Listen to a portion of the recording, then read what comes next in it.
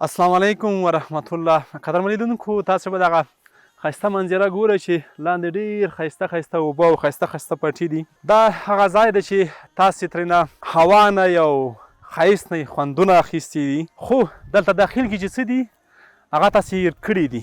دا غیرتي خلک دي چې د وطن نه یې ډېر مېړانه باندې ساتنه کړې ده. په دغه ښکلي ځای کې ډېر کونډې یتیمان شته چې نن سبا کې هیچا پوښتنه ونه کړله. پوهېږئ دغه کوم ځای دی؟ اوس یې زه نه درته وایم، د ویډیو په اخره کې به درته وایم چې دا کوم ځای دی. حتما دغه ځای دغه ښکلاګانې تاسې کتلي او له دې نه مو خوندونه اخیستي دي، خو نن چې دلته څه تېرېږي هېڅوک هم ترې خبر نه دي. دا خلک له هر چا نه ګیله لري، حتی له موږ نه هم ګیله لري، خو کوشش به کوو چې دغه ګیلې یو څه نه څه موږ ورپوره کړو. موږ سره واوسئ چې دغه ښایسته وطن کې موږ څه کوو. فقط موږ سره دغه ویډیو ګورئ.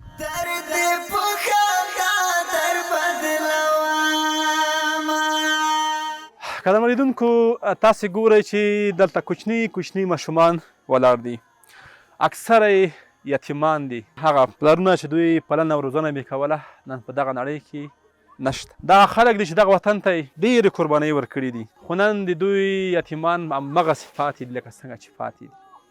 دغه یتیمان موږ باندې حق لري، باید دغه ته موږ ډېره توجه وکړو. که څه هم مخکې ما یادونه وکړه چې دغه سیمه ده چا ورته توجه نه ده کړې، خو له دغه ځای هغه ښکلاګانو نه او هوا نه یې خلکو خوندونه اخیستل، راتلل به دلته به یې منظرې کولې او تفریح به یې کوله. خو دلته چې کوم غربت دی او دلته کوم یتیمان دي او کونډې دي هېچا ورته توجه نه ده کړې. په تاسې باندې غږ کومه چې د زیمیدان ولسوالي هغه ولسوالي ده چې دلته تر ټولو ډېر کونډې یتیمان دلته شتون لري. راځئ چې په ګډه د دغو خلکو حق ور ادا کړو. بازارونو کې خو موږ تاسې مرستې کوو، هلته ډېرې مرستې کوو.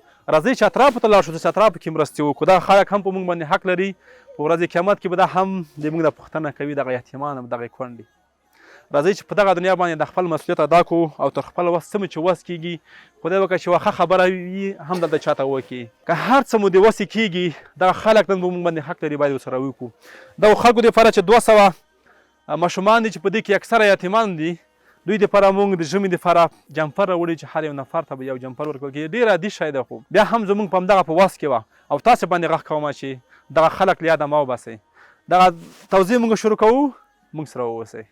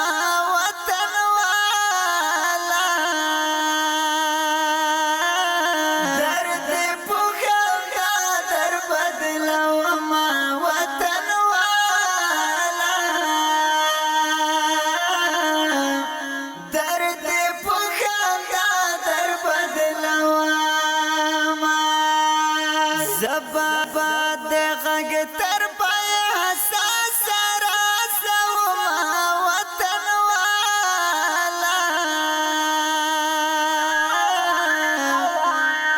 درد پوښا در بدلوما وطن والا درد پوښا در بدلوما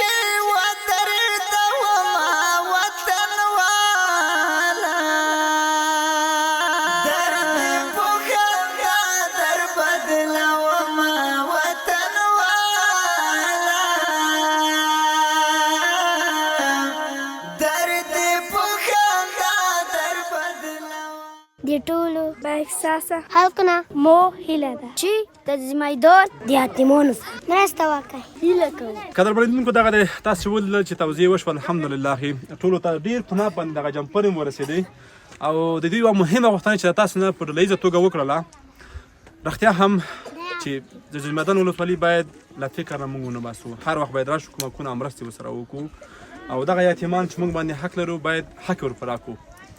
دا خپرونه په همدغه ځای په ډېر خوشحالۍ سره پای ته رسوم. پر بیا ښې چارې ښه وخت درته غواړم.